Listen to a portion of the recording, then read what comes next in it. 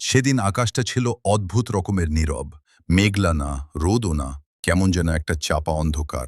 শাহানুর দাঁড়িয়েছিল কবরস্থানের এক কোণে, হাতে মাটি, চোখে শূন্যতা। কিছুক্ষণ আগেই সে একজন মানুষকে ৩.৫ হাত মাটি নিচে শুয়ে দিয়ে এসেছে। মাটি চাপা দেওয়ার সময় তার বুকের ভেতরটা বারবার কেঁপে উঠছিল। হঠাৎ তার চোখ পড়ে পাশের একটা পুরনো কবরের দিকে। মাটি একটু সরে গেছে, সেখান থেকে একটা মাথার খুলি স্পষ্ট দেখা যাচ্ছে। শাহানুর থমকে গেল। একদিন আমিও কি এমন হয়ে যাব? মাথার ভেতর প্রশ্নটা বারবার ঘুরতে লাগল। ঠিক তখনই পাশ দিয়ে একটা জানাজার খাটিয়া আসলো। ছোট্ট একটা খাটিয়া, মানুষজনের ফিসফাস, বাচ্চাটা ৩ বছরের বেশি না। শাহানুরের বুকটা হঠাৎ মোচড় দিয়ে উঠল। সে তাকিয়ে দেখল একজন বাবা তার ছোট্ট শিশুটাকে কোলে করে ধরে আছে। চোখে পানি নেই, কিন্তু সেই নীরবতাই যেন হাজারটা চিৎকারের থেকেও বেশি ভয়ঙ্কর। মাটির ঘরে শুয়ে দেয়া হলো শিশুটাকে।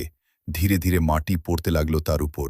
শাহানুর আর তাকিয়ে থাকতে পারল না, চোখ ঝাপসা হয়ে গেল। তার মনে পড়ল গতকাল রাতেও সে বন্ধুদের সাথে হাসছিল, গান শুনছিল, আর বলছিল, আরে ভাই, এখন তো লাইফ শুরু, পরে নামাজ তওবা করব। আজ সেই কথাগুলো নিজের কানেই বিষের মতো লাগছে।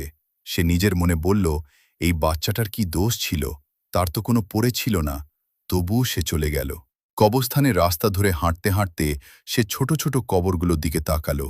কোথাও নাম নেই, কোথাও শুধু একটা ছোট মাটির ঢিবি। মনে হলো এগুলো শুধু কবর না, এগুলো অসমাপ্ত গল্প। শাহানুর হঠাৎ থেমে গেল। তার মনে হলো হয়তো তার জন্যও কোথাও একটা কবর খোঁড়া হয়ে আছে, শুধু সময়ের অপেক্ষা। তার চোখ দিয়ে পানি গড়িয়ে পড়ল। সে ধীরে ধীরে আকাশের দিকে তাকিয়ে বলল, হে আল্লাহ, আমি তো ভুলে গেছিলাম। আমি তো ভাবছিলাম সময় অনেক। তার কণ্ঠ কেঁপে উঠল। আমাকে আর একটু সময় দিন, আমি বদলাতে চাই। সেদিনের পর থেকে শাহানুর বদলে গেল।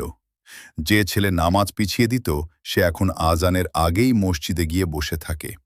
যে ছেলে পরে বলতো, সে এখন বলে আজই, এখনই।